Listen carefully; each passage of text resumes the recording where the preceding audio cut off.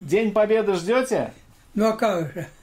Это наш праздник. 9 мая – это его главный праздник, хотя для Алексея Ивановича война продлилась вплоть до 1951 года. Сначала до полного разгрома милитаристской Японии, затем до военных операций в Монголии. На фронте он был 7 лет с самого разгара Великой Отечественной войны. Когда объявили, все побежали домой с криком, со слезами, а пришли уже тут, мобилизация была в деревне.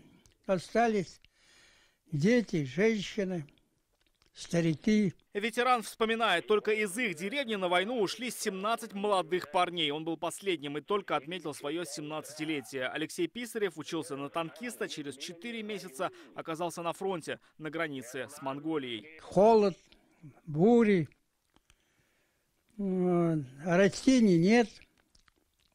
Перекати поле, только там отрывалось и каталось по полю. Он непосредственный участник маньчжурской наступательной операции, когда советские войска повергли считавшуюся непобедимой Квантунскую армию Японии. Именно тогда написал строки, которые и сегодня помнит наизусть о любви на войне. Вот сейчас, когда танк темнотою окутан, когда дума созрела в тревожной тиши, показалась родная, почудилась тут ты.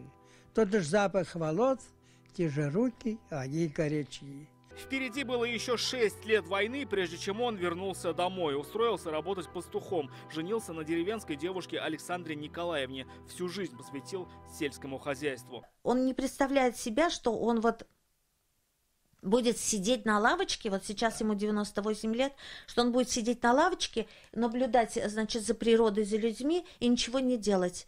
То есть работать, и нас подгоняет. Сегодня у ветерана большая и дружная семья. 4 детей, 7 внуков и 11 правнуков. Он любимец всего района и самый дорогой гость в Большенырсинской школе. Для учеников встреча с Алексеем Ивановичем – это всегда возможность пообщаться с живой легендой войны. Наша гордость, мы с ним очень гордимся, берем примеры. Прошел всю войну.